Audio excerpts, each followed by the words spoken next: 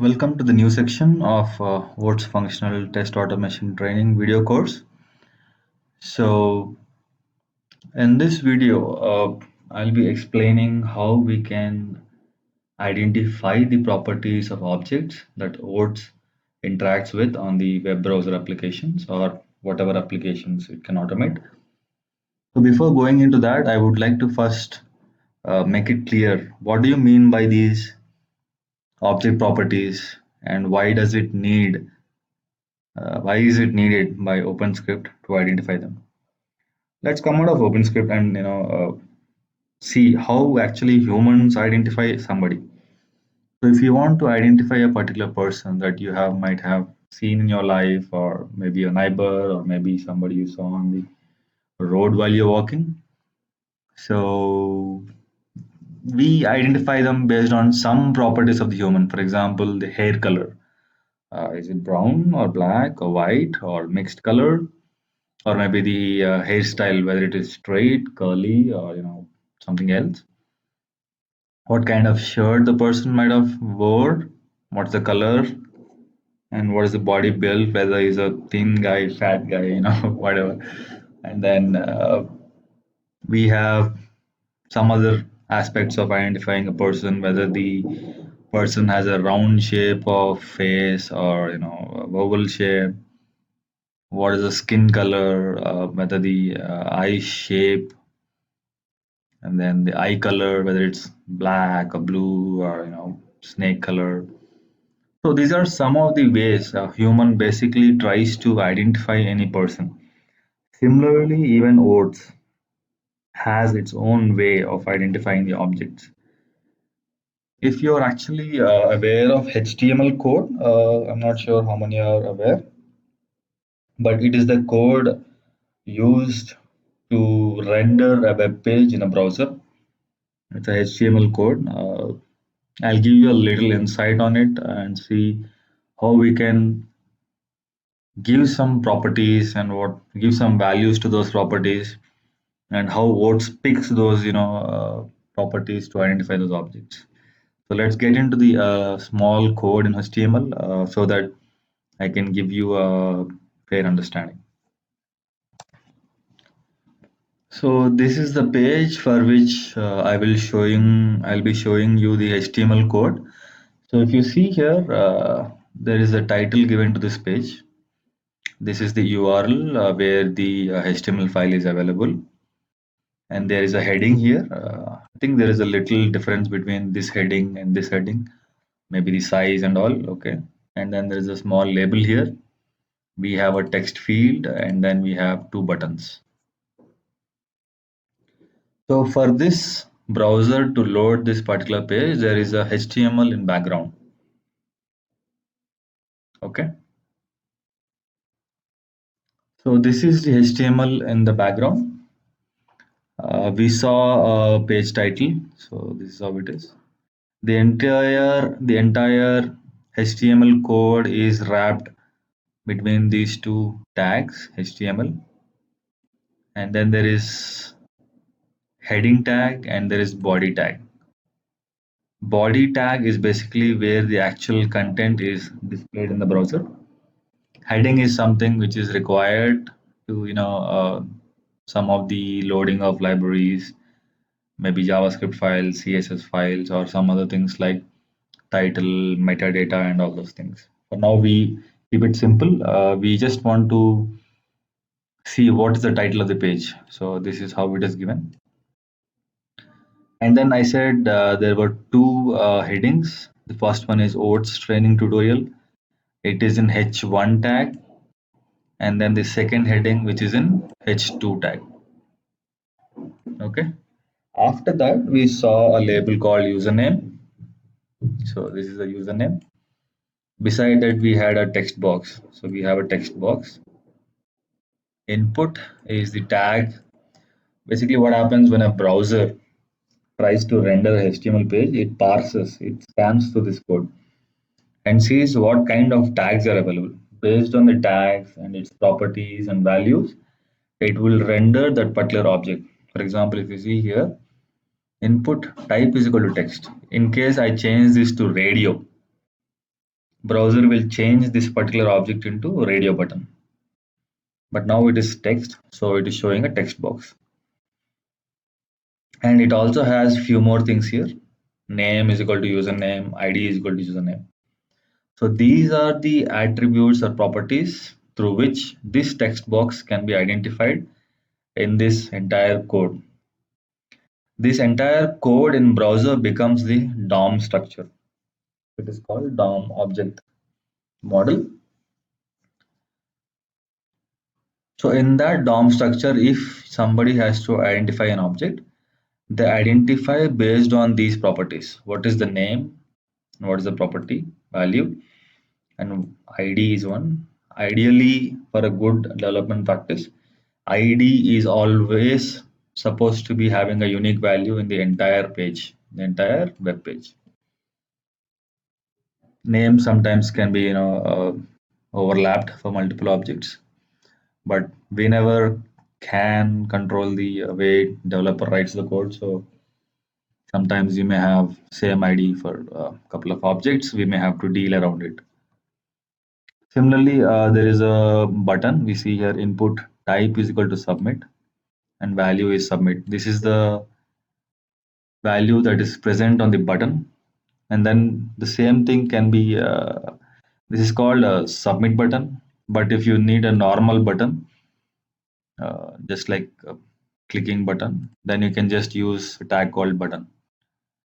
And generally, whatever data that you want to submit to the server is enclosed within form tag. So if you see here, there is a text field in which we can enter the data. I want this data to be submitted to server. So that is why I have put it inside the form.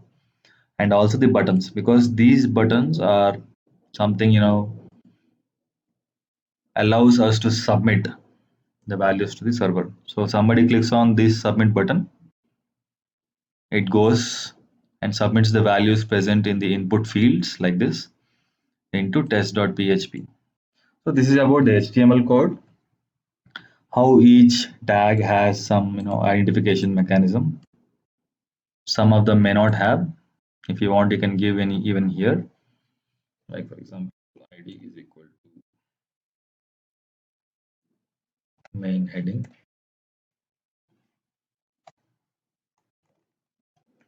ID is equal to subheading. Okay, this by adding these things, you may not see anything changed in the actual browser that is rendered, but internally it will have these properties.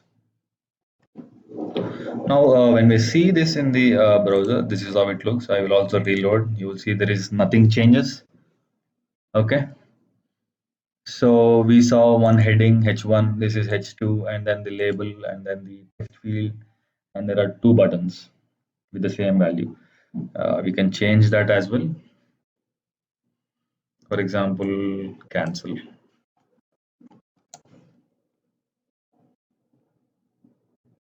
You see here the name has changed. One is submit and one is cancel. So now if I have to identify a text field, I have a property called name and its value is username. Similarly, ID has username. So if you see here, the objects are present in a particular structure. In a HTML, we have heading and body. Under body, we have form. Under form, we have this input tag. So there is a hierarchy that is maintained in the structure of the code. That is how the DOM structure is formed. So OATS or OpenScript will also try to identify the objects uniquely in the same way. Okay, let us now get into the area as how OpenScript identifies the object. What are all the things it captures while capturing it?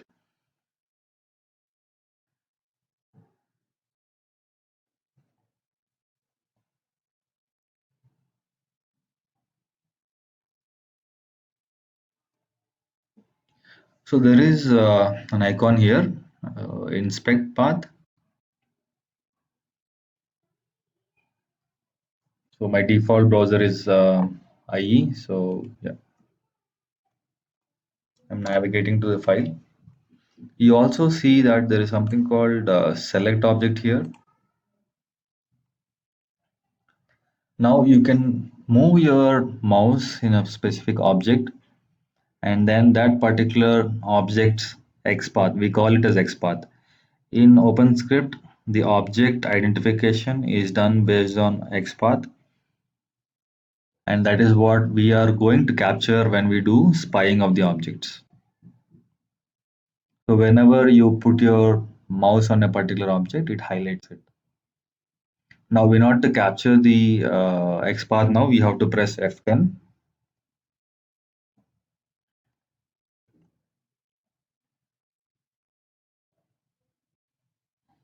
So this is the XPath that is captured for this particular text field.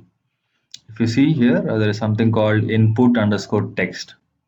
That is same what we have given in the HTML code, input type is equal to text. And it has an ID, username, and name as username. This is something which OATS adds dynamically for all the objects. That is, if there are more than one text field, then when we actually spy the second text field, the index will be 1. Similarly, and so for the remaining text fields. Now, where is this web input text box available? It is present inside a form. If you remember, I was telling that there is a form also, and it had an ID, it had a name. Okay, let me bring those both together.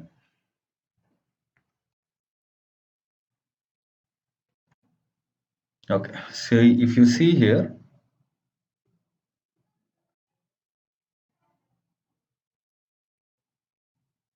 the input button, type of text, name, username, ID, username. That is what we have here. This is present inside form tag. So that is what we are having here, form, and its name is data and ID is data. So name is ID is data and name is data. And there is only one form in the entire page, so the index is 0. So this is present in body. So generally body or the entire HTML is considered to be present in DOM. That is the document.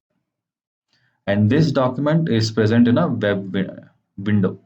So this is the window, and its title is recording web application. Recording web applications. Okay, so this is how the XPath is formed.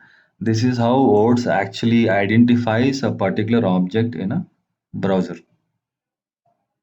Okay, so I think you got the basic understanding how OATS identifies an object and how we can use OATS to spy the properties of a particular object in the web application.